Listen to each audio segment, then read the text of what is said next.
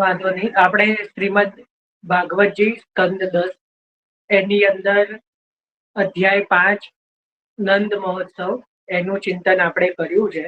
શ્લોક 18.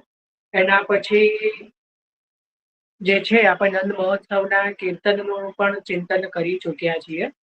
હવે આજે આપણે જે છે એ 5મા અધ્યાયના શ્લોક 19 થી લઈને આગળના જેટલા શ્લોક છે, આજે આ 5મો અધ્યાય જે છે એ આપણે મારો એવો વિચાર છે કે વિરામ કરીએ. 14 શ્લોક છે, પણ આની અંદર કોઈ એટલી વિશેષ લીલા કે કઈ એવું વિશેષ નથી કે જેની અંદર બહુ ચિંતન એટલું બધું હોય.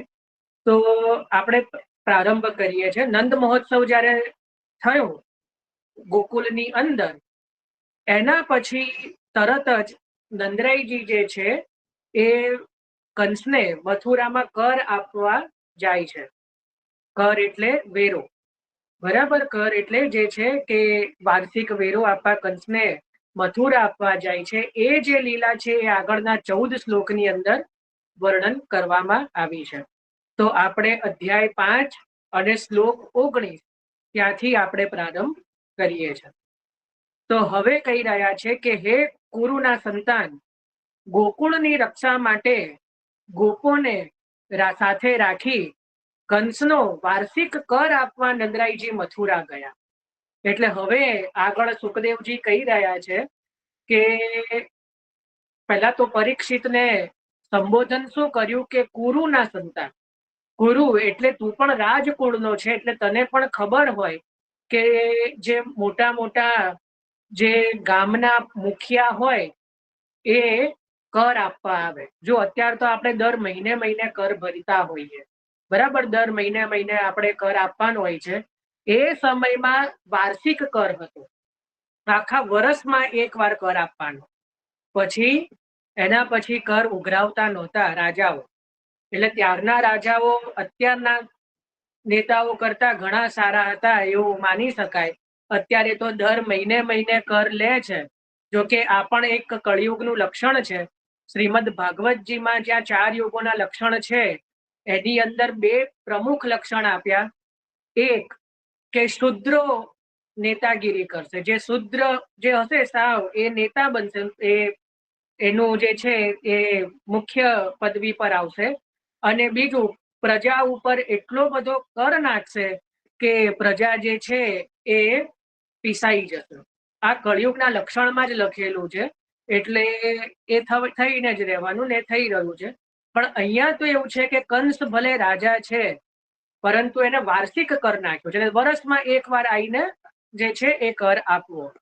પણ હવે અહીંયા મહાપ્રભુજી કહી રહ્યા છે કે કર આપવાનો સમય શું? તો કર આપવાનો સમય જે છે કે પહેલાના સમયમાં એવો નિર્ધારિત કરવામાં આવેલો કે રક્ષાબંધન પછી, રક્ષાબંધન જ્યારે થઈ જાય એના પછી કોઈ પણ શુભ દિવસે જે પ્રમુખ મુખ્યા છે એ 1 અઠવાડિયાની અંદર કર આઈને આપી જાય. પણ અહીંયા તો નંદરાયજીએ નોમ સુધી તો નોમના નંદ મહોત્સવ મનાવ્યો, ત્યાં સુધી તો કર આપવા ગયા નથી. એટલે એમણે જે અહીંયા કીધું વૈષ્ણવનું લક્ષણ કે પ્રભુની સેવામાં જે છે કે એમણે લૌકિક ડર કે લૌકિક ભય મનમાં રાખ્યો નહીં. પહેલું કાર્ય ઉત્સવનું કર્યું. પહેલું કાર્ય પહેલા ઉત્સવનું કર્યું અને પછી જે છે લૌકિક કાર્ય માટે પ્રવૃત્ત થયા. અને અહીંયા મહાપ્રભુજી એક બહુ વિશેષ ચોખવટ એ પણ કરે છે કે અહીંયા સુખદેવજી ભલે એવું કહેતા હોય કે કંસનો વાર્ષિક કર આપવા મથુરા નંદરાયજી જાય છે, પરંતુ એનો અલૌકિક કારણ એ છે કે હવે એમને ત્યાં પ્રભુનું પ્રાગટ્ય થયું છે, બાલકનું પ્રાગટ્ય થયું છે. તો એ બાલકને અનુરૂપ ખીલોના એટલે રમકડા લેવા મથુરા પધાર્યા. આવું ત્યાં મહાપ્રભુજી સુબોધનીજીમાં કહે છે કે મૂળ કારણ શું છે કે ભાઈ હવે પ્રભુ માટે સુંદર, એટલે પાછળ પણ કહેવામાં આવશે જ્યારે અધ્યાયનો કે નંદરાયજી જે છે ઘણી બધી વસ્તુઓ સાથે રાખી અને પાછા ગોકુળ જ્યારે પાછા આવશે ત્યારે તો એમાં પણ એક ચોખવટ થશે. એટલે મૂળ કારણ જે છે પ્રભુ માટે ખીલોના લેવા આજે પણ આપણે જોઈએ, વ્રજમાં જઈએ તો સૌથી સુંદર જે ખીલોના જે છે એ મથુરામાં જ મળે છે, ગોકુળમાં નહીં. મથુરામાં જ બધી એટલી બધી દુકાનો છે ખીલોનાની, અને બધું ત્યાં જ બધું વિશેષ રીતે મળે છે. તો એટલા માટે અહીંયા પણ જે છે કે નંદરાયજી જે છે કર આપવા, કંસનો વાર્ષિક કર જે છે એ આપવા માટે એ મથુરા ગયા અને ગોકુલની રક્ષા માટે ગોપોને રાખ્યા. જે મોટા મોટા ગોપો હતા, થોડાક પોતાની સાથે પણ જે ખવાસ છે, આપણે ત્યાં 84 વૈષ્ણવની વાર્તામાં તમે વાંચજો, એક વાર્તાજીમાં આવે છે કે લીલા में खवास जसवंत है, जसवंत नामનો ખવાસ છે નંદરાઈજી કો, નંદરાઈજી કો ખવાસ है. જ્યારે વરુણ લોકમાં નંદરાઈજીને પકડી લઈ ગયો વરુણ, ત્યારે શ્રાપ દીધો પ્રભુએ કે ભાઈ તું ખવાસ શું કામનો, તે સાથે રહીને કેમ નંદરાઈજીની રક્ષા ના કરી? કારણ કે ખવાસનું કાર્ય એ છે કે પોતાને જેની ખવાસીમાં હોય એનું બહુ સાવધાનીથી રક્ષણ કરવું જોઈએ. એટલે નંદરાઈજીનો અપરાધ એને લાગ્યો અને પછી ભૂતલ ઉપર જે છે એમનું પ્રાગટ્ય થયું. તો નંદરાઈજીના ખવાસ પણ જે છે ઘણા બધા સાથે ગયા હશે, પણ મોટા મોટા ને જે સશક્ત ગોપોને ગોકુલની રક્ષા માટે રાખીને કંસને વાર્ષિક કર આપવા નંદરાઈજી જે છે એ મથુરા પધાર્યા. અને મથુરા પધારવાનું કારણ કે પ્રભુ માટે ખીલોના પણ હવે લેવાના છે. હવે આગળ કે છે કે પોતાના ભાઈ નંદરાઈજીને મથુરા આવેલા સાંભળીને અને રાજાને કર આપેલા, એટલે તેમણે જે કર આપી દીધો છે એમ જાણીને વસુદેવજી તેમને ઉતારે ગયા. એટલે જ્યારે વસુદેવજીએ એ જાણ્યું કે આ ગોકુલથી નંદરાઈજી જે છે એ કંસને કર આપવા માટે આવ્યા છે અને મથુરામાં ઉતારો કર્યો છે, અને એમણે ઓલરેડી કંસને હવે કર આપી દીધો છે, બરાબર, હવે કંસને આપી દીધો છે અને હજુ પણ એ મથુરામાં જ રોકાયેલા છે. એટલે એ વાત જાણે વસુદેવજીએ જ્યારે પોતાના ભવનમાં પોતે જાણી, એટલે પોતે જ્યાં નંદરાઈજી જ્યાં ઉતર્યા હતા ત્યાં ગયા. બરાબર. હવે અહીંયા એક વસ્તુ એ છે કે અહીંયા વસુદેવજી નંદરાઈજીને પોતાના ભાઈ માની રહ્યા છે, કે પોતાના ભાઈ નંદરાઈજી એવું અહીંયા કહી રહ્યા છે. વસુદેવજીએ મનમાં શું જાણ્યું કે અમારા ભાઈ એવા નંદરાઈજી જ્યારે મથુરા આવ્યા છે ત્યારે, તો આવું કેમ કહ્યું હશે? કેમ એમને પોતાના ભાઈ, કારણ કે નંદરાઈજી જે છે એ તો વૈશ્ય છે અને જે વસુદેવજી છે એ તો ક્ષત્રિય છે, તો એમનામાં ભાઈપણું કઈ રીતે છે? તો એના માટે અહીંયા મહાપ્રભુજી સુબોધનીજીમાં કહે છે કે અહીંયા ધર્મ ભાઈ માનવા, એ બંનેને ધર્મ ભાઈ માનવા. એક તો જેની જોડે આપણી ખાસ ભાઈબંધી હોય એ પણ આપણા ભાઈ જેવો જ હોય, કે જેની સાથે આપણને ગાઢ મિત્રતા હોય એ પણ જે છે એ ભાઈવત ગણાય. ઇવન ઘણી વાર તો જે છે કે મિત્ર ભાઈ કરતા પણ ચડિયાતો હોય. તો એટલા માટે અહીંયા કીધું કે જેના ઘરે રોહિણીજી એટલે પોતાના ધર્મ પત્નીને પણ જે રક્ષા જેને આપી છે, અને જે પોતાના બાળકો પણ જેમણે ત્યાં નંદરાઈજીને ત્યાં એમણે કીધું છે કે હવે સુરક્ષિત છે, એટલો બધો જે વસુદેવજીને નંદરાઈજી ઉપર વિશ્વાસ છે, તો એટલા માટે એના એ ભાઈ ન હોય તો બીજું શું હોય? એટલે એક તો જે છે કે ભાઈબંધ જે છે એટલા મિત્રતા એટલી બધી ગાઢ છે કે એ નંદરાઈજી અને વસુદેવજી પોતાને એકબીજાના ભાઈ જ માને છે. અને બીજું મહાપ્રભુજી ભાઈ કહેવાનું જે ભાવ બતાવે છે કે નંદરાઈજી જે છે એ ધરાધ્રોણ, એ લીલાની અંદર જે છે એ દ્રોણ છે, અને વસુદેવજી પણ જે છે એ પણ ત્યાં જે કલ્પમાં બ્રહ્માજીના માનસ પુત્ર છે. તો એ રીતે પણ જે બંને એક સમયમાં બંને ભાઈઓ જ છે, જે એક કલ્પની અંદર બંને ભાઈઓ જ છે, જે અત્યારે નંદરાઈજી અને વસુદેવજી તરીકે જેમનો પ્રાગટ્ય થયું છે. તો એટલા માટે જે કહ્યું કે એટલા માટે મનમાં ભાઈપણું છે. તો એટલા માટે કીધું કે હવે જ્યારે આ ભાઈ આ નંદરાઈજી હવે મથુરા આવેલા છે અને કંસને જે કર આપી દીધો છે અને હજી મથુરામાં જ રોકાયા છે, એટલે જ્યારે આ વસુદેવજીએ આ વાત જાણી એટલે એ નંદરાઈજી જ્યાં ઉતર્યા છે, નંદરાઈજીએ જ્યાં મુકામ કર્યો છે મથુરામાં, ત્યાં એમને સામે ચાલીને મળવા ગયા. એવું મનમાં ન રાખ્યું કે હું તો રાજા છું, હું તો ક્ષત્રિય છું, તો હું કેમ મળવા જઉં, એવું મનમાં ન રાખ્યું. આપણે ત્યાં પણ તમે જુઓ, તમને બહુ એક મજાની વાત કહું, શ્રી યમુનાજીનું 13મું પદ 41 પદમાં 13મું પદ, ચિત્તમે શ્રી યમુના નિસ દિન જુ રાખો, એની અંદર પણ શું આવે છે કે જા મુખતે શ્રી યમુને યહ નામ ઉચ્ચરે સંગ કી જે અબ જાય તાકો, એનો સામે ચાલીને સંગ કરવો જોઈએ. સંગ કી જે અબ જાય તાકો, આય તાકો ને એને બોલાવીને નહીં, એને બોલાવીને નહીં, એ જ્યાં હોય ત્યાં જાય તાકો. બરાબર, એમાં આપણી દીનતા છે. તો એટલા માટે અહીંયા નંદરાયજીના ઘરે પ્રભુ બિરાજ્યા છે. નંદરાયજીના ઘરે પ્રભુ છે એટલે એ વાત એમને મનમાં જાણી કે નંદરાયજીનું તો અહોભાગ્ય છે, એટલે એમણે પોતે ક્ષત્રિય અને રાજકુલના હોવા છતાં પણ જે છે દિનતાથી નંદરાયજીને જે છે એ મળવા ગયા. તો એટલા માટે હવે નંદરાયજીના ઉતારે પોતે પધાર્યા. હવે આગળ કે છે 21મો શ્લોક, જેમ પ્રાણ આવતા દેહ એકદમ ઊભો થાય તેમ પ્રસન્ન થયેલા નંદજી વસુદેવજીને જોઈને એકદમ ઊભા થયા અને પ્રેમથી વિવળ એટલે વિવશ થઈ સર્વથી પ્રિય વસુદેવજીને બે હાથથી ભેટ્યા. એટલે શું કીધું કે જ્યારે આપણે અચાનક આપણા પ્રિય કોઈ જન, પ્રિયજન, જો સ્વજન, પ્રિયજન, આત્મજન યાદ આવે છે, તો એમાં કોઈ એવા પ્રિયજન જે છે એકદમ અચાનક આપણને સરપ્રાઈઝ આપે, એકદમ આપણે દેખાય, ક્યાંક રસ્તામાં દેખાય, ક્યાંક ઘરે એકદમ અચાનક આવે તો આપણને કેવો હર્ષ થાય, આનંદ થાય. તો એમ કીધું કે કેવો આનંદ થાય કે જેમ કોઈ દેહમાં પ્રાણ આવતા દેહ ઉભો થાય, એટલે જ્યાં સુધી દેહમાં પ્રાણ ન હોય તો દેહ કોઈ નિશ્ચેતન હોય, એમાં કોઈ ચેતન ન હોય. એટલે નંદરાયજી તો બેઠેલા જ હતા પણ એકદમ ઊભા થયા, વસુદેવજીને જોઈને એકદમ મનમાં આનંદિત થયા અને અચાનક એકદમ ઊભા થઈ ગયા. કઈ રીતે કે જે રીતે દેહમાં પ્રાણ આવે એ રીતે.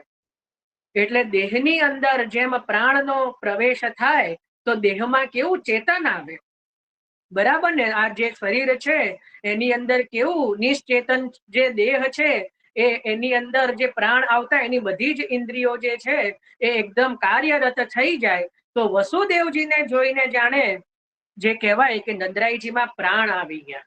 હવે પ્રાણનો પણ ભાવ મહાપ્રભુજી બતાવશે હો, કે જેમ પ્રાણ આવતા દેહ એકદમ ઊભો થાય તેમ પ્રસન્ન થયેલા નંદરાયજી, એ જે નંદરાયજી છે એકદમ પ્રસન્ન થઈ ગયા અને એકદમ ઊભા થયા અને એકદમ પ્રેમથી વિવળ બની ગયા, એકદમ અત્યંત રોમાંચિત બની ગયા કે અરે મારા આટલા જૂના મિત્ર, આવા મારા ભાઈ એકદમ વિવળ બની ગયા અને એમને ભેટી પડ્યા, નંદરાયજીને ભેટી પડ્યા. હવે આપણને આ સામાન્ય ક્રિયા લાગે કે નંદરાયજીને વસુદેવજી ભેટ્યા, બરાબર.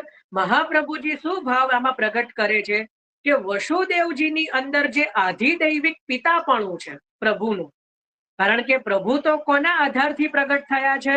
વસુદેવજીના, બરાબર ને. નંદરાયજીના ઘરે તો ભાવાત્મક રીતે પ્રગટ થયા છે ધર્મી સ્વરૂપે, જશોદાજીને ત્યાં નંદરાયજીના આધારથી પ્રગટ નથી થયા, પણ વસુદેવજીને ત્યાંથી જે પ્રદ્યુમન વ્યૂહ આદિથી જે પ્રગટ થયા છે એ તો નંદરાયજીના, અરે એ તો વસુદેવજીના આધારથી પ્રગટ થયા છે.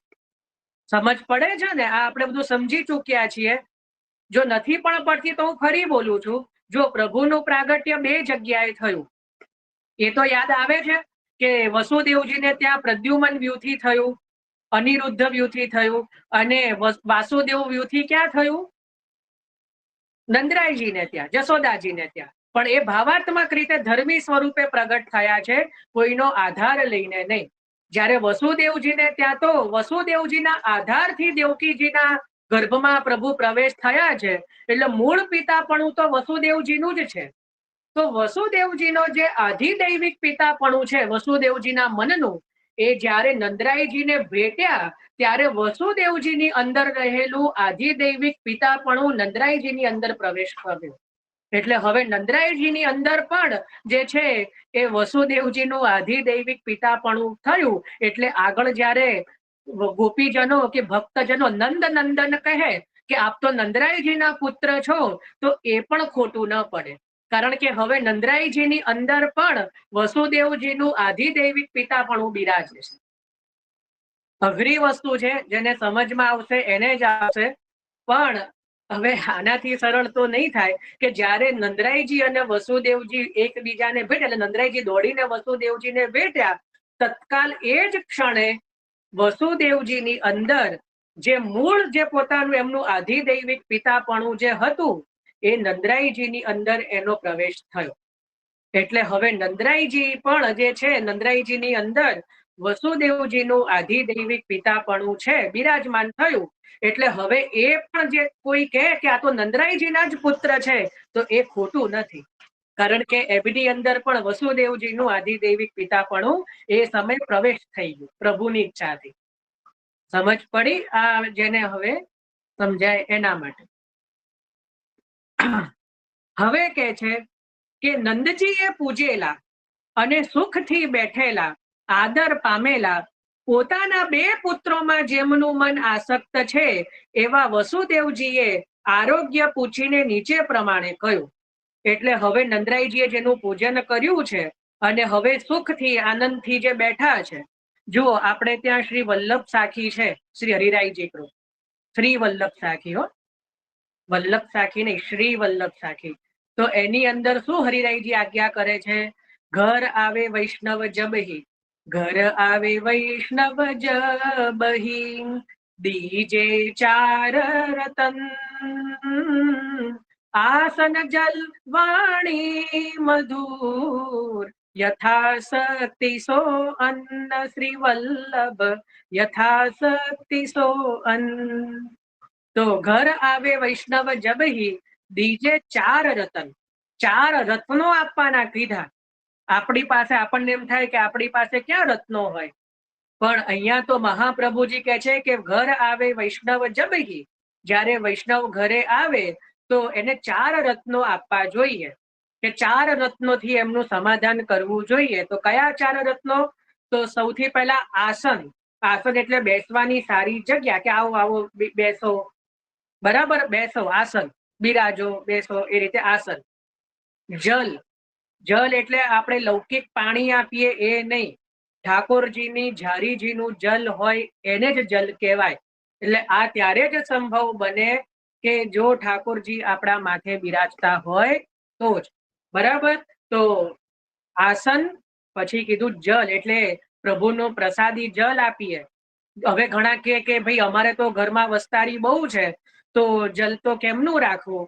તો એનો હું તમને એક ઉપાય બતાવું. ઘણાને ખબર બી હશે, અને ઘણા કે ઠાકોરજી તો દિવસમાં કેટલું જલ આવે? તો ચલો અત્યારે ઉષ્ણકાલ છે એટલે ઝારી કુંજા બધું હોય માટીના, પણ નિત્યમાં તો એક જ ઝારીજી હોય, તો પછી આખો દિવસ જલ કેમનું કરવાનું? એવું ઘણાને થાય કે ના ખબર હોય. તો શું કરવાનું કે જે ઠાકોરજીના ઝારીજીનું જે જલ હોય ને એને કોઈ એક પાત્રમાં કે એમાં તમારે ઠાલવવાનું. બરાબર? એના પછી તમે જ્યારે પણ તમારા માટલામાંથી કે ગ્લાસમાં કે એમાં જલ લો, એટલે પાણી લો, સોરી, તો એની અંદર ઝારીજીનું થોડું થોડું એક એક ટીપું જલ કે રીતે ઉમેરીને પછી લેવાનું. તો એ જે છે એ જલ પણ પ્રસાદી ગણાય. બરાબર? એ જલ પણ પ્રસાદી થાય. હવે કોઈ બીજું કોઈ કે અમારું માટલું અલગ છે, ઠાકોરજીનું અલગ છે, તો ઝારીજીનું જલ છે સીધું અમારા માટલામાં ઠાલવી દઈએ તો ચાલે? એવું ઘણા પૂછે. તો પછી માટલાનું આખું જલ છે ઝારીજીનું, એટલે પ્રસાદી થાય. તો એમાં ચાલે ખરું, પણ સાવધાની બે વસ્તુની રાખવી પડે. એઠન જૂઠનનું જો છે માટલું જે છે ત્યાં ન થવી જોઈએ. અને બીજું, પછી તમે ધારો કે માટલામાં થોડું જલ હોય, પછી માટલું એનાથી જ સાફ કરીને ઢોળી દો, પેલું આપણે ઢોળી દઈએ ખાળમાં, તો પછી તમે એ યમુનાજીનો અપરાધ કરો છો. કારણ કે એ તો હવે પ્રસાદી જલ છે. પ્રસાદી જલ કોઈ દિવસ ખાળમાં ઢોળાય નહીં. તો પછી તમે જો એક એક ટીપું પછી એ માટલાનું વાપરી દેતા હો તો બરાબર છે. પણ જો તમે પછી જલ પેલું માટલું ધોવા માટે બીજા દિવસ અંદર હાથ નાખીને પછી જે પાણી વધ્યું છે કે જલ વધ્યું છે એની અંદર જો પ્રસાદી જલ હોય ને તમે માટલું ધોઈને ખાળમાં નાખો છો તો એ અપરાધ થાય. તો એના કરતા પછી તમે ઠાકોરજીનું જલ જે છે એ અલગ જ રાખવાનું. આપણે જ્યારે આપણે ટેવ એવી રાખવાની કે આપણે જ્યારે આપણે પાણી લઈએ તો એની અંદર પ્રસાદી જલ થોડું થોડું કરતા જો. અને કોઈ વૈષ્ણવ આવે તો એમને પણ આપણે જો આપીએ પાણી, તો એ રીતે થોડું એમાં જલ એનું મેળવીને આપીએ. તો પહેલા શું થયું? આસન અને જલ. પછી વાણી મધુર. આ બહુ ઇમ્પોર્ટન્ટ છે. બરાબર? આપણી વાણી કેવી છે આપણને ખબર જ છે. એટલે યમુનાજીના પદમાં તો આવે જ છે, યમુનાજીની વાણી કેવી હોય, બોલત મધુર મધુર બાણી. બરાબર. તો ભક્તન કો સહે ભાર દેત જો પ્રાણ આધાર, અતિ હિ બોલત મધુર મધુર બાણી. ભક્તોનો પણ ભાર સહન કરીને જે છે પ્રાણ આધાર આપીને મધુર મધુર વાણીથી જેમ યમુનાજી બોલે છે, તો બાની મધુર, બરાબર, મધુર વાણીથી મધુર વચનોથી જે છે એ સ્વાગત, એ તો એ મધુર વાણીને પણ રત્ન કહ્યું છે. અને મધુર વાણી એટલે શું, અહીંયા એક બીજી પણ ટીકામાં સત્સંગ કરવો. વૈષ્ણવ આવે તો કંઈક ભગવદ સંબંધી વાર્તા કરવી, નહીં કે લૌકિક સંબંધી કે કંઈક પ્રભુ સંબંધી. જ્યારે વાર્તા કરીએ, કંઈક પ્રભુ સંબંધી વાત કરીએ તો એ થાય વાણી, એમાં મધુરતા છવાય. કારણ કે મધુરતા ક્યારે આવે વાણીમાં, કે મધુરાધિપતે રખિલમ મધુરમ. જ્યારે મધુરાધિપતિની વાત હોય, મધુરેશની વાત હોય, તો વાણીમાં મધુરતા આવે. બીજી કોઈ વાતમાં મધુરતા હોય તો બહુ ખબર નથી, પણ પ્રભુની જ વાતમાં જે છે મધુરતા હોય. એટલે વાણી મધુર એટલે લૌકિક બધું છોડીને જે પ્રભુ સંબંધી વાત કરીએ તો વાણી મધુર. અને યથાશક્તિ સો અન્ન, એટલે અન્ન પણ એટલે મહાપ્રસાદ કે પ્રસાદ, યથાશક્તિ સો એટલે સખડી, અનસખડી, દૂધઘર, જે પણ આપણે પહોંચતા હોઈએ ને જે બિરાજતું હોય, યથાશક્તિ યથાસૌકર્ય.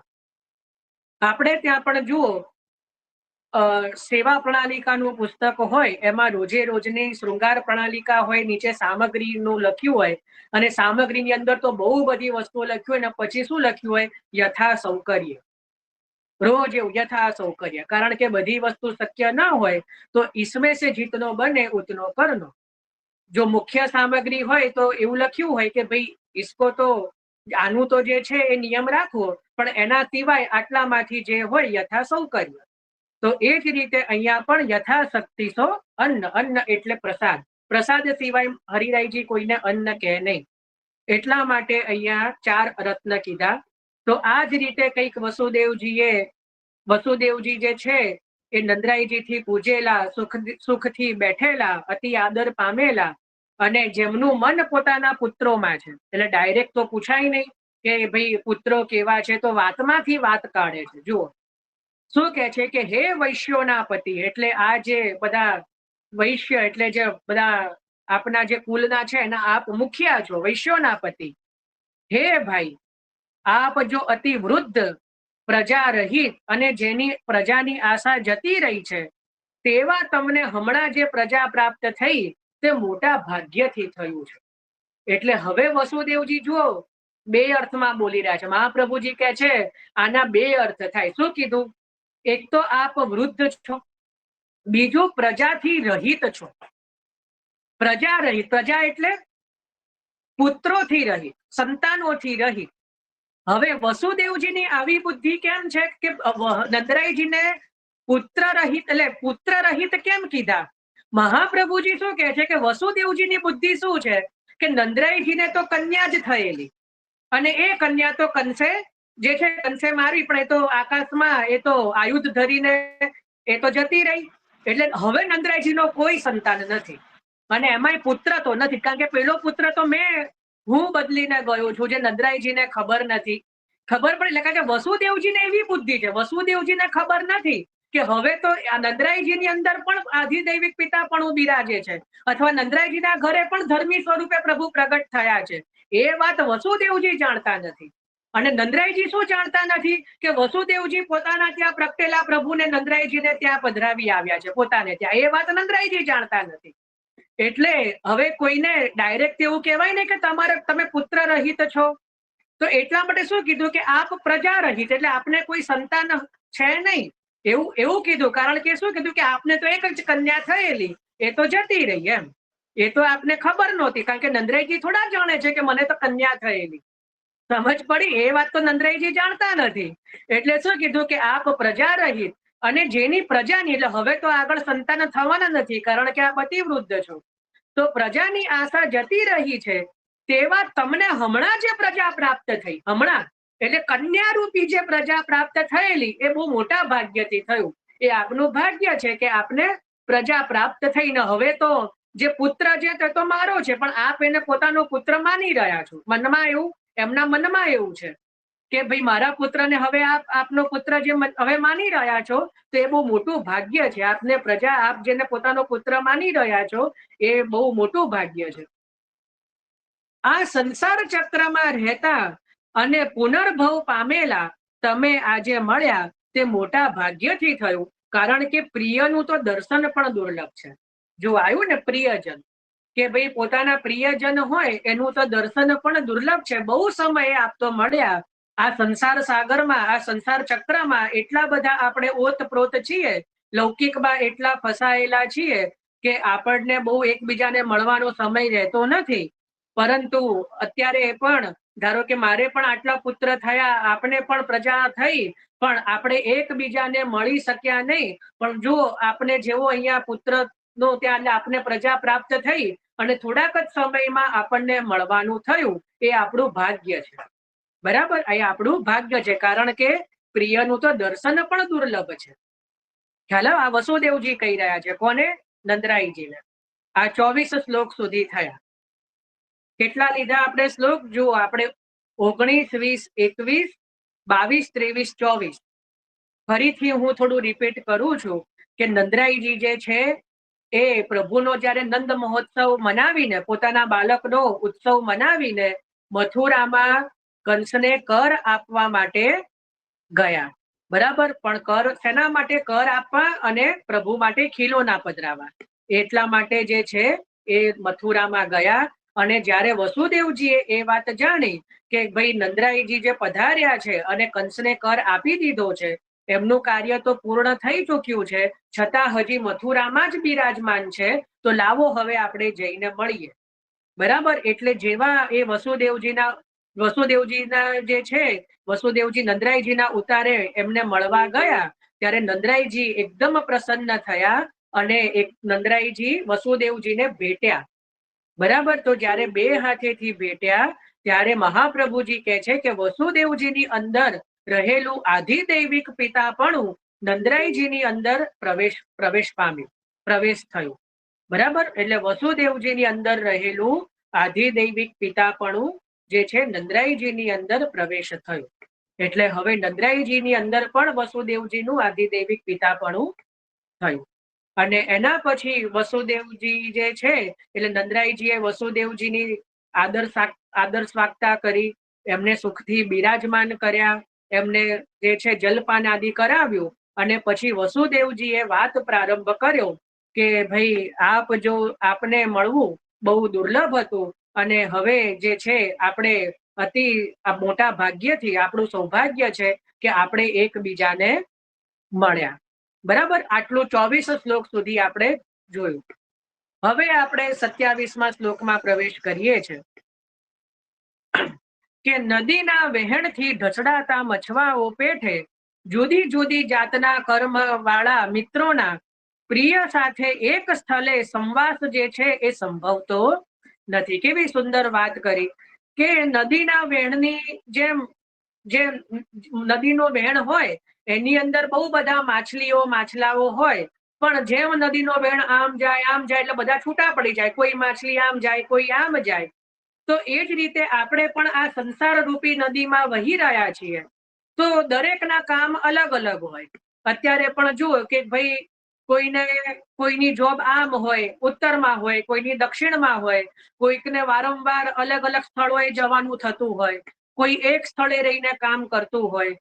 તો આપણે પણ આપણા મિત્રોને જ્યારે આપણે સંસારમાં અત્યંત હોઈએ એટલે એક વસ્તુ તો સાંભળવા મળે જ કે ભાઈ બહુ સમયથી ફોન નથી, બહુ સમયથી મળાયું નથી, તમે તો હવે અમને ભૂલી જ ગયા છો. હવે તો આપણને આ બધા કોઈક ને કોઈક તો આવીને આવું સંભળાવે જ. બરાબર, એ કોણ બોલે? કે જેને આપણા માટે મનમાં પ્રિયતા હોય એ જ બોલે. બાકી સંસારમાં આટલા અબજો લોકો છે તો કોઈને કોઈની પડી નથી. બરાબર ને, કોઈનાથી કશું અટકતું બી નથી. પણ જો આપણને કોઈ એવું કહેતું હોય કે ભાઈ આપ તો હવે અમને મળતા જ નથી, અમારે યાદ જ કરતા નથી, તો સમજવું કે ભાઈ એના માટે કંઈક આપણામાં, હા, કોઈ સ્વાર્થ વૃત્તિથી એવું કે ઘણા એવા હોય, આમ પેલા કહેવાય ને કે ચોમાસામાં મેડકા જેવા, ક્યારેક કામ પડે એટલે ડ્રાઉ ડ્રાઉ કરતા આવે, બાકી તો સામે બી ના જોતા હોય. તો એવાની વાત નથી, પણ જેને ખરેખર પ્રિયતા, જે વગર કારણથી કોઈ પણ પ્રકારના પ્રયોજન વગર જો આપણને યાદ કરતા હોય કે આપણને મળવા ઈચ્છતા હોય, તો એવા પ્રયોજન વગરના જે મિત્ર કે સુબંધુ હોય કે જે આપણું શું હિતેચ્છુ કહેવાય, એને હિતેચ્છુ કહેવાય, તો એવા જે જન છે એને જ પ્રિયજન કહેવાય. તો કહી રહ્યા છે કે ભાઈ બધા અલગ અલગ કર્મોમાં વ્યસ્ત હોવાથી કોઈ એક સ્થળે તો વાસ સંભવતો નથી અને વારંવાર મિલાપ પણ સંભવ નથી. અત્યારે તો જુઓ મોબાઈલનો ને જમાનો છે, છતાં પણ આપણે ઘણા સમય સુધી અત્યારે આપણે વિચાર કરવો પડે કે એને મેસેજ કરીએ કે ન કરીએ, એને ફોન કરીએ કે ન કરીએ, વ્યસ્ત હશે. આપણને પણ વિચારીએ તો બી ઘણી વાર કઈ કામ આવી જાય ને ભૂલી જવાય. પછી આપણે કહીએ કે બોલ હું આટલા દિવસથી વિચારતો હતો કે વિચારતી હતી પણ મોકો જ નહોતો મળતો. રોજ હું વિચાર કરું કે આજે વાત કરવી છે પણ રહી જ જાય. બરાબર? તો દરેક બધા જે છે પોતપોતાના કાર્યોમાં મગ્ન છે, તો હવે એ મળવું હવે સંભવ નથી થઈ રહ્યું. તો આગળ કહી રહ્યા છે કે તમે જ્યાં સુહૃદોથી એટલે તમારા જે સ્વજનોથી વીંટળાયેલા હમણાં રહો છો તે બૃહદવન એટલે ગોકુળ, મહાવન જે કહેવાય મહાવન, પશુઓને હિતકારી, રોગ રહિત અને ઘણા જલ ઘાસ તથા વેલા વાળું છે ને. એટલે તમે કારણ કે તમે તો બધી વણઝારા પ્રેલી પ્રજા કહેવાય, વારંવાર એક જગ્યાએથી બીજા જગ્યાએ વસનારા નંદરાયજી જે છે. તો અત્યારે તમે જ્યાં નિવાસ કર્યો છે બૃહદવન એટલે મહાવનમાં, તો એ આપે જ કારણ કે આપ તો ગોપાલક છો, ગાયો અને જે આદિ જે ગોધન છે એને પાળનારા છો. તો એ બધા પશુઓ માટે હિતકારી અને રોગચાળા નથી થઈ રહ્યા, રોગ રહિત અને ઘણું બધું જલ ઘાસ વેલા આદિથી સુંદર સ્વચ્છ એ રીતે આપ આનંદથી બિરાજમાન થઈ રહ્યા છો ને. એમ આપને કોઈ રહેવામાં તકલીફ નથી ને? આપનું જે ઘર છે એ બધું હવા ઉજાસ વાળું સારું છે ને? આપણે પણ કોઈના ઘરે જઈએ તો આપણે શું જોઈએ કે ભાઈ હવા ઉજાસ કેવી છે, એનું ઘરની સ્પેસ કેવી છે, આજુબાજુની લોકાલિટી કેવી છે, એ એરિયા કેવો છે. તો અહીંયા પણ કંઈક નંદરાયજી ને એવું પૂછી રહ્યા છે વસુદેવજી કે અત્યારે આપ જે નિવાસ કરી રહ્યા છો એ મહાવન, જો જે ગોકુલમાં આપ નિવાસ કરી રહ્યા છો, ગોકુલનું જ બીજું નામ શું? મહાવન. શ્રી યમુનાજીની અષ્ટપદી છે ને, જો મનતા બધું આ બધા બૃહદવન શબ્દ યાદ આવે ને તરત યાદ આવે. યમુનાજીની અષ્ટપદી ગુસાઈજી રચી, એની અંદર છેલ્લા 2 શ્લોક છે. એમાં શ્રી ગુસાઈજી શું કહે છે?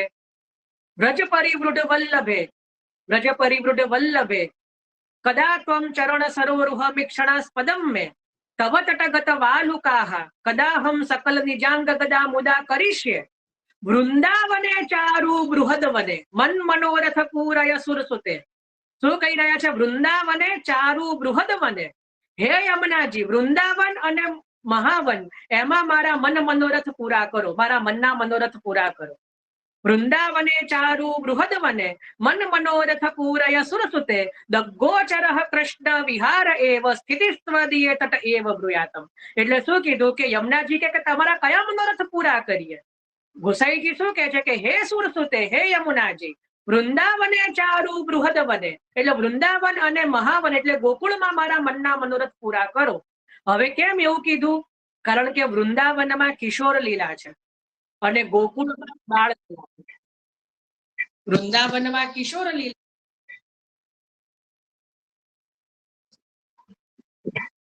અને ગોકુલમાં જે છે એ બાળ લીલા છે. તો એટલા માટે શું કીધું કે વૃંદાવને ચારુ બૃહદવને, તો મારા મનના મનોરથ આપ જે છે પૂર્ણ કરો. તો કયા મનોરથ પૂર્ણ કરો?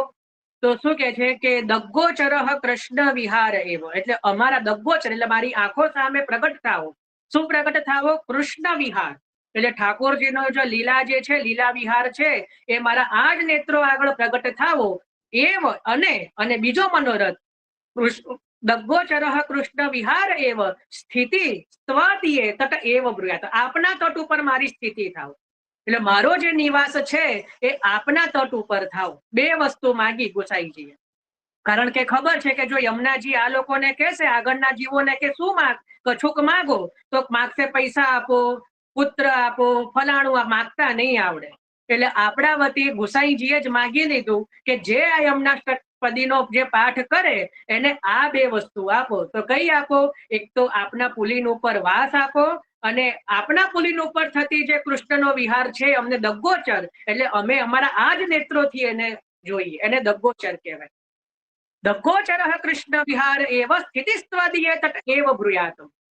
બરાબર. તો આ જે છે ને એ યમુનાજીની અષ્ટપદી છે. ક્યારે ગવાય છે? સ્નાન યાત્રાના દિવસે ઠાકોરજીને જયારે સ્નાન થાય ને ત્યારે આ અષ્ટપદી ગવાય. નમો દેવી યમુને, નમો દેવી યમુને, ઝાંઝ પખાવત સાથે ગવાય. જયારે ઠાકોરજીને સ્નાન થતું હોય ને ત્યારે 2 વસ્તુ થાય. જયારે સ્નાન યાત્રાના દિવસે શ્રીનાથજીમાં સાક્ષાત યમુનાજી આખી દિવાલ ઉપર પધારે છે, વર્ષમાં 2 વાર. એક તો નંદ મહોત્સવના દિવસે અને એક સ્નાન યાત્રામાં ઠાકોરજીને જયારે સ્નાન થાય ને ત્યારે. આ બધાને ખબર હશે. જયારે જન્માષ્ટમીના દિવસે પંચામૃત થાય ત્યારે, અને સ્નાન યાત્રાના દિવસે જયારે સ્નાન ઠાકોરજીને થતું હોય ને વેદોક્ત સ્નાન, ત્યારે શ્રીનાથજીની જે દિવાલ છે 4 બાજુની આખી ભીની થઈ જાય. આ ઘણાને અને ઘણાના મસ્તક ઉપર જે છે એ બુંદ પણ પડી હશે.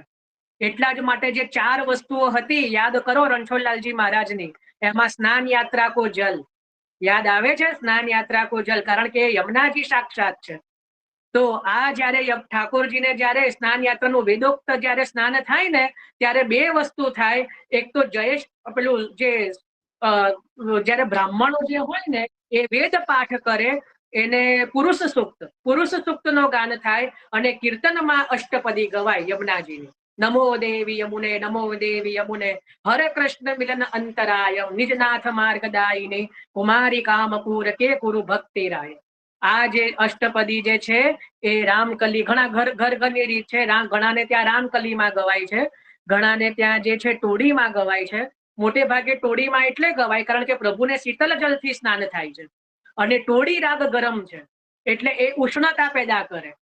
એટલે આ જે યમુનાજીની અષ્ટપદી છે ને ટોડી રાગમાં પ્રભુ સામે ગવાય, કારણ કે પ્રભુને શીતલ જલથી સ્નાન થઈ રહ્યું છે એટલે પ્રભુને વાણી દ્વારા ઉષ્ણતા પ્રાપ્ત થાય. ગુસાઈજીની તમે વિચાર તો કરો, ચતુર ચિંતા મળી, આપણા તો મગજમાં ના આવે. હજી તો ઘણાને સમજ નહીં પડી હોય કે આ શું મેં કીધું.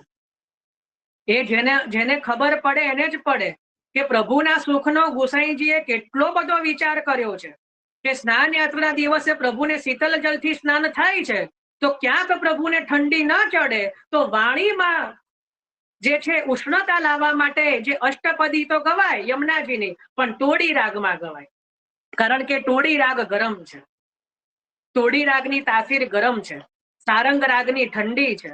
આ બધા રાગોનો જે છે ને એ અલગ અલગ પ્રભાવ છે. બરાબર. તો આપણે પાછા આવી જઈએ, નહીતર પછી આ નહીં થાય. આજે મેં એવું વિચારેલું કે બહુ વિશેષ આજુબાજુનું નહીં લઉં, પણ પ્રભુની ઈચ્છા હોય તો લેવાઈ જ જાય. તો કે છે કે બૃહદવન અને જે છે બધું આપ જે નિવાસ કરો છો એ બધું છે કે નહીં, બધું કુશળ મંગળ છે કે નહીં? ભાવનાબેન, કઈ પ્રશ્ન છે? ભાઈ જય શ્રી કૃષ્ણ. આપણે મંગલામાં હમણાં એમ લખ્યું છે કે જમનાજીના જ પદ ગવાય, તો કયા ગાવાના?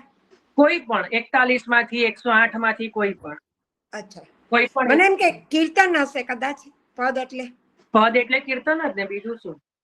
એટલે 41 પદ અલગ અને કીર્તન પણ ઘણા છે ને. એ પદ ને જ કીર્તન કહેવાય. એકતા આપવાની હોય બધાને એવું લાગે એટલે કીર્તન બોલતા થોડું કીર્તન એટલે થોડું જીભને તો શ્રમ થાય ને એટલે પદ કરી દીધું. એટલે શું, એટલો બી આપણે આપણો સુખ જોઈએ, ગુસાઈજી પ્રભુનું સુખ જુએ. બાકી કીર્તન જ પદ છે, પણ કીર્તન બોલતા બી શ્રમ લાગે. જેમ શ્રી ગોવર્ધનનાથજી કોણ બોલે, એટલે શ્રીનાથજી કરી દીધું. કે શ્રી ગોવર્ધનનાથજી એટલું લાંબુ તો બોલતા બી અમને જીભમાં શ્રમ થાય એટલે શ્રીનાથજી.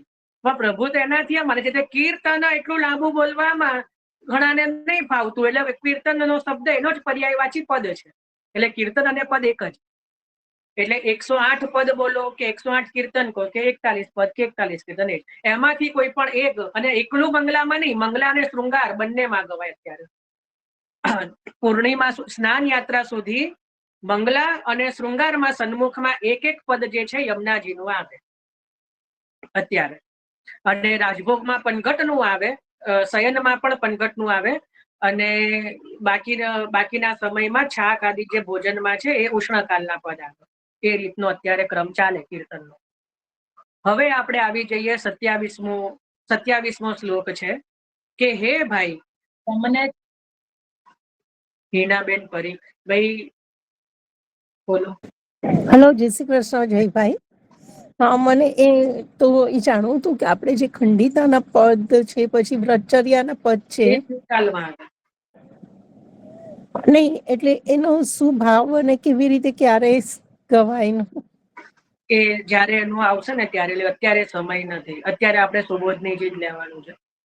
હા હા, ભલે ભલે. જય શ્રી કૃષ્ણ. હવે હે ભાઈ તમને તાત માનતો અને તમો બેથી લાડ લડાવેલો પોતાની માતા સાથે તમારા વ્રજમાં રહેતો મારો દીકરો કુશલ તો છે ને. જો અહીંયા પણ મહાપ્રભુજી કહે છે કે મારો દીકરો એટલે નંદરાયજી શું સમજશે? દાઉજી, બલદેવજી. કારણ કે નંદરાયજીના મનમાં શું છે કે એકલા બલદેવજી એટલે જે બલભદ્ર છે એ જ વસુદેવજીના પુત્ર છે. પેલો તો મારો પુત્ર છે. અને વસુદેવજી કયા અર્થમાં પૂછી રહ્યા છે મારો પુત્ર એટલે ઠાકોરજી? કારણ કે એમના મનમાં કેવું છે કે પેલો જે મારો, કારણ કે હું પધરાઈ આવ્યો છું એટલે સમજ પડે છે આ બધી કોન્ટ્રોવર્સી કે હે ભાઈ તમને તાત માનતો એટલે તમને તાત માની રહ્યો છે. એટલે કારણ કે વસુદેવજીના મનમાં કેવું છે કે કૃષ્ણ તો મારો પુત્ર છે પણ પિતા તમને માનશે આગળ. અને તમે તમારા બંને એટલે જશોદાજી અને તમારા બંનેથી લાડ લડાવેલો અને એની માતા સાથે તમારા વ્રજમાં રહેતો મારો દીકરો કુશળ છે ને એટલે દાઉજી, બરાબર. એવું વસુદેવજી કહ્યા કે મતલબ એ નંદરાયજી એવું માને છે.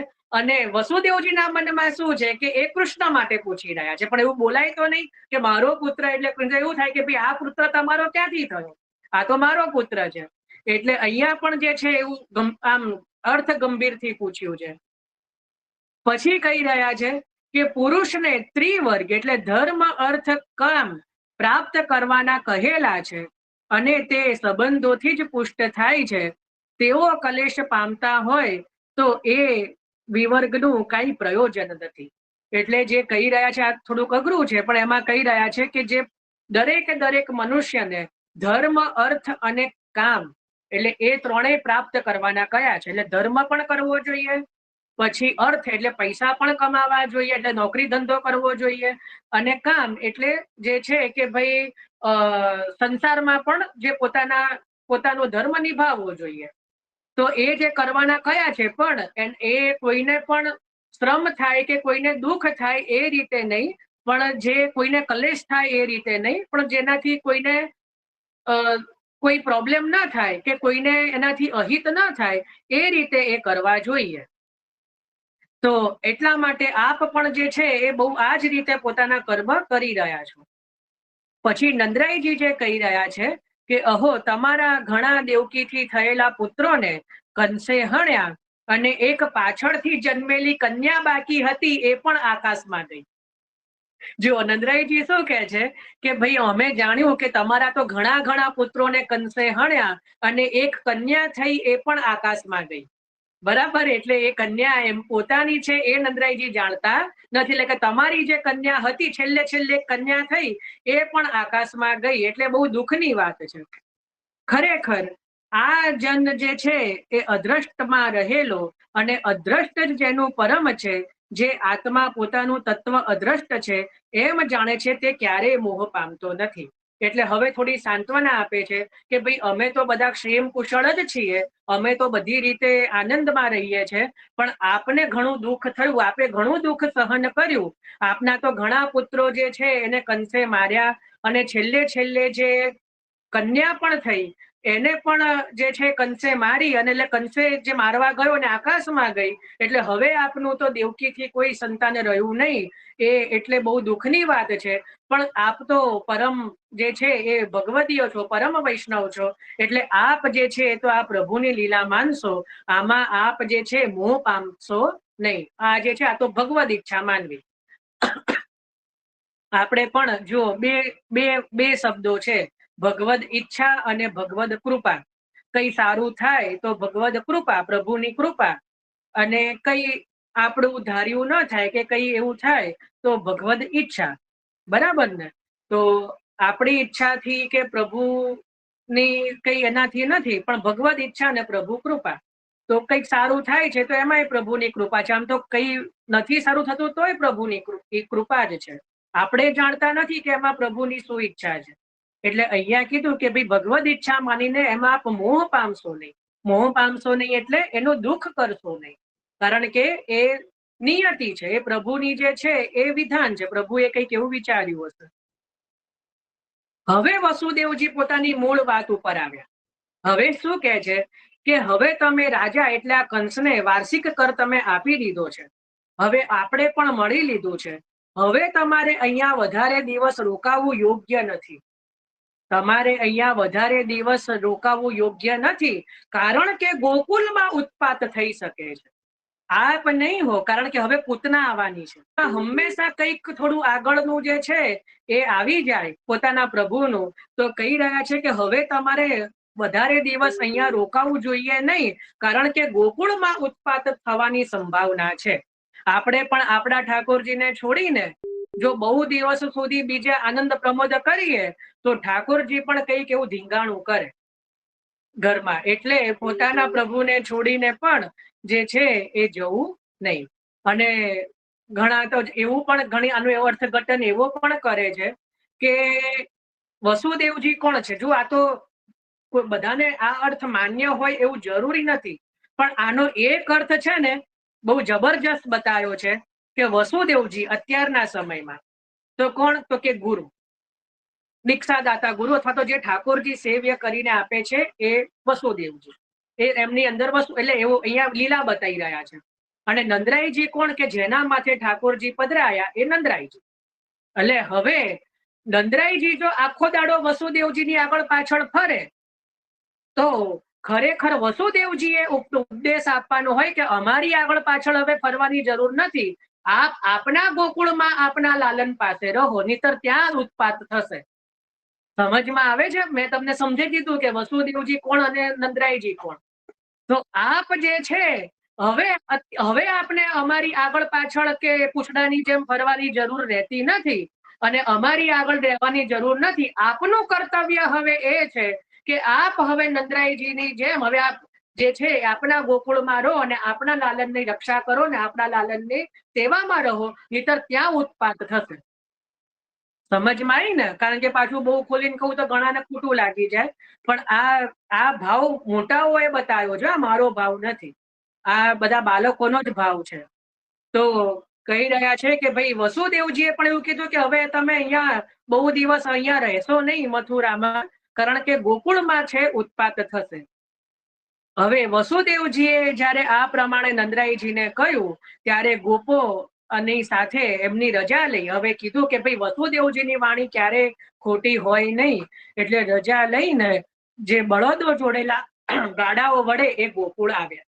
એટલે ગોકુળમાં જવા તૈયારી કરી.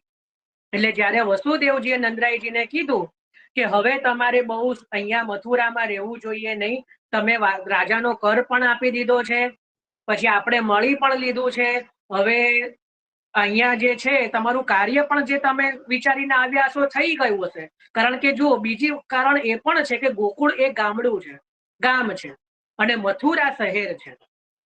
એટલે શહેરમાં જો કોઈનું મન વધારે લાગી જાય ને પછી એને ગામમાં પાછું જવું બહુ ગમે નહીં, વધારે સમય રોકાઈ જાય. ઘણાને જો ભાઈ ભણવા માટે ઘણાના છોકરા ફોરેન જાય, કે ઘણા પુના જાય, બેંગ્લોર જાય, કે બહુ મોટા મોટા સિટીમાં જાય. પછી શું કે હવે તો અમે અહીંયા જ સેટલ થઈશું, હવે અમે પાછા આવીશું ને તો અમને ફાવશે નહીં. બરાબર, હવે અમને પાછું આવું ગમશે નહીં એમ, કારણ કે હવે અમે અહીંયા આવી ગયું અમને અહીંયા. એટલે વસુદેવજીને એ પણ ચિંતા છે કે આ 15 દિવસથી અહીંયા આવ્યા છે. ભાઈ ક્યાં તો માઇક મ્યુટ કરાવડાવો, નહીતર પછી બૂમ ના પાડતા કે અવાજ નથી આવતો. તો એક આ વનિતા બેન નો બી બહુ હવે શું કરવું, અને એક આ કીર્તિ કરીને કોઈ. તો શું કીધું કે ભાઈ પછી પાછું બહુ મન લાગી જાય કે ભાઈ મથુરામાં, તો પાછું ગોકુલમાં પાછું ગમે નહીં. બરાબર, તો એટલા માટે કે હવે બહુ મથુરામાં રહેવામાં મજા નથી બહુ અહીંયા આ શહેરની લીલા અને શહેરની હવામાં બહુ ભળવાની જરૂર નથી. હવે આપ આપના સ્થળે જાઓ. આપણું ઘર ભલે નાનું હોય પણ જ્યાં આપણા ઠાકોરજી બિરાજતા હોય ને આનંદ ત્યાં જ હોય. 100 ફીટની, મને તો બહુ એમાં માપમાં સમજ નથી પડતી. બહુ એવી મોટી હવેલીઓ હોય, બહુ મોટી એવી વિશાળ જગા હોય, પણ એમાં તમારું કોઈ હક નથી. એમાં તમારો કોઈ હક નહીં રહે. તમને એવું લાગે કે અમે તો અહીંયા આગળ પાછળ ફરીશું તો અમારું વર્ચસ્વ થઈ જશે. એમને તો 1000 મળી જવાના છે. જેવું બીજું મળશે તમે ફેંકાઈ જશો. બરાબર સમજો. આપણા ઘરે આપણે જ રાજા છીએ. આપણા પ્રભુ માટે આપણા પ્રભુ આપણા માટે પધાર્યા છે. એમનો આધાર આપણે છે ને આપણો આધાર એ છે. એટલે આપણા પ્રભુ પાસે આપણું કોઈ રિપ્લેસમેન્ટ નથી. આપણને જેનો મોહ છે ને એની પાસે આપણું રિપ્લેસમેન્ટ છે. એની પાસે 1000 લોકો છે. બરાબર. એને જ્યાં સુધી આપણેથી થશે કામ ત્યાં સુધી કરાવશે. આપણે નહીં કરીએ તો આપણું રિપ્લેસમેન્ટ ત્યાં છે મોટી મોટી જગ્યાઓમાં. પણ નાની જગ્યાઓમાં જ્યાં આપણા પ્રભુ બિરાજે છે ત્યાં આપણું રિપ્લેસમેન્ટ નથી. પણ આપણનો પ્રોબ્લેમ શું છે? આપણને ત્યાં નથી ગમતું. આપણને આપણા પ્રભુ પાસે નથી ગમતું. આપણે ક્યાં પોતાની કળાઓ દેખાડવી છે? મોટી જગ્યાઓ પર. સમજી જવાનું. બરાબર. ત્યાં આપણે કળા કરંતા મોર બોલે શ્રી કૃષ્ણ સળમ. મોટી જગ્યાઓએ જઈને આપણે કળા કરવાનું ચાલુ કરી દઈએ કે હા આપણી તો વાહ થાય. બરાબર. પણ ત્યાં બહુ કળાઓ કરવાની જરૂર નથી. કળા કરો પણ આપણે માથે પ્રભુ બિરાજતા હોય ને એની સન્મુખ કરવાની. તો પ્રભુ જોશે કરા ને વાહ એ કરશે. બરાબર. એનો સિરપાવ પણ આપશે. બરાબર. અને જ્યાં મોટી જગ્યાઓમાં કળા કરવા જઈશું ને તો કળા કરીને જેટલો સમય આપણે મનોરંજન કરીશું એટલો સમય બરાબર છે. આપણાથી પણ સારું મનોરંજન કરનાર એમને મળશે એટલે આપણું રિપ્લેસમેન્ટ થઈ જશે. બરાબર. એટલે જેટલી પણ કળાઓ કરવી હોય ઘરમાં કરવી, આપણા પ્રભુની સામે કરવી. બરાબર. આનાથી ખોલીને તો બીજું શું કહું. એટલે હવે કે છે કે બહુ અહીંયા રહેવાની જરૂર નથી. તો આપ જે છે હવે બ્રજમાં પાછા ગોકુળ પધારો. આપના જે બાળકો છે આપના પ્રભુ છે ત્યાં પધારો. એટલે આ સાંભળીને નંદરાઈજીએ જાણ્યું કે આમણે એવું કીધું છે. એમને કીધું છે કે ગોકુલમાં ઉત્પાત થશે તો જરૂરથી થશે. એટલે શંકા થઈ કે હવે વસુદેવજીએ કહ્યું એટલે જવું જ જોઈએ. એટલે બધા પોતાના ગોપો સાથે અને પોતાના જે સુબંધુઓ જેની સાથે આવ્યા હતા એટલે પોતે ગાડાઓમાં બેસીને જે છે એ હવે વ્રજ તરફ ગોકુળ તરફ જવા પ્રયાણ કર્યું. તો હવે પ્રયાણ કર્યું તો આજે થોડું કે ગોકુલ પહોંચે.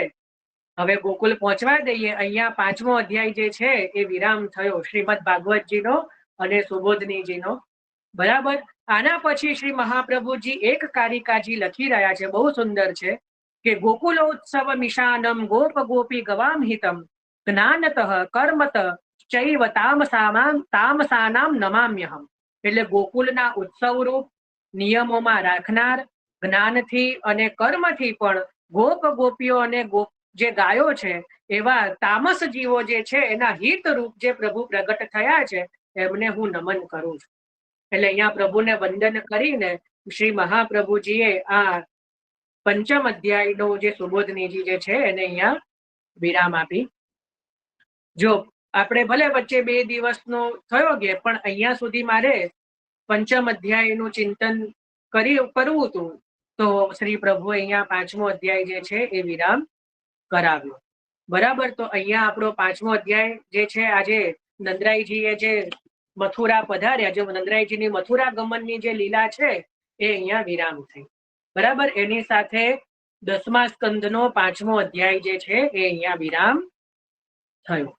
બરાબર. હવે આમાં કોઈને કઈ પ્રશ્ન હોય કે કઈ હોય તો કહો.